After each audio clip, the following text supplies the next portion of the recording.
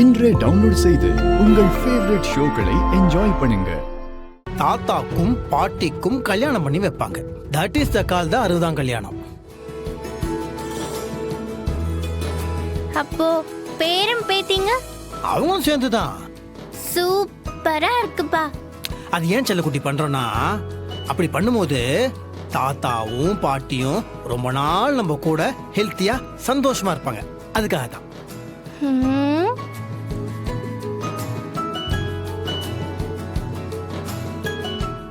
நம்ம வீட்லயும் தாத்தா பாட்டி இருக்காங்கல்ல.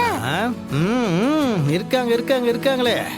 அப்போ அவங்களுக்கும் 60ஆம் கல்யாணம் பண்ணலாமா?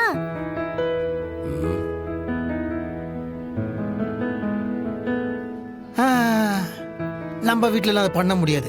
நம்ம ஃபேமிலி தான் டிஷும் சண்டை போடுற ஃபேமிலியாச்சே. சண்டை போட்டாலும் பரவாயில்ல, என்ன நடந்தாலும் பண்ணலாம். ஏன்பா உங்களுக்கு இப்ப 60 வயசு ஆயிடுச்சுல? ஆமா, இப்ப என்னதுக்கு? அப்போ உங்களுக்கும் அம்மாவுக்கும் 60ஆம் கல்யாணம் பண்ணி வச்சிடலாம். டேய், உன் தம்பி எடுத்து கொடுக்கறான்னு பேசுறியா? உனக்கா தோணல?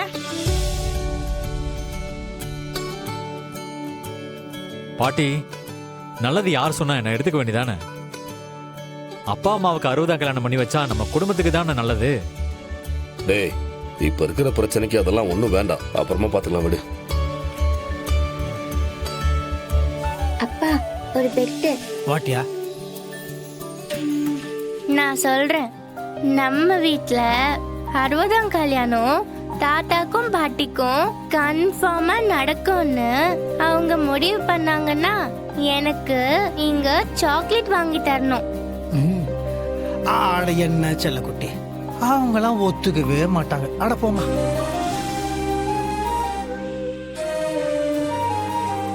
நம்ம வீட்டுல நம்ம பேச்செல்லாம் கேட்க மாட்டாங்க செல்லக்குட்டி. நம்ம பேசுறது கூட அவங்க காதல உழாது.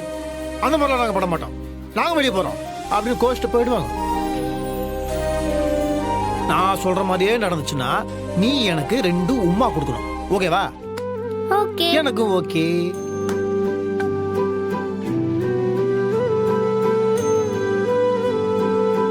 ஏங்க, 60ஆம் கல்யாணம் நம்ம பண்றோங்க.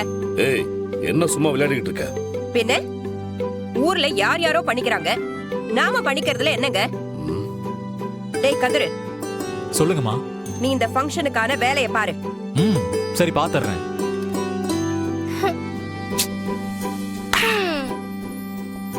நீ சொன்ன மாதிரி நடந்துச்சு பாத்தியா? சாக்லேட். மீனா, இந்த கல்யாணத்துல எந்த குறையும் இருக்க கூடாது. ரொம்ப கிராண்டா நடக்கணும். நீங்க 2 பேரும் தான் முன்ன நின்னு இந்த கல்யாணத்தை நடத்தணும். வேற யாருக்கும் இந்த ஃபங்க்ஷன்ல இடமே இல்ல. யாரா இருந்தாலும் ஒதுங்கி நின்னுதான் பார்க்கணும்.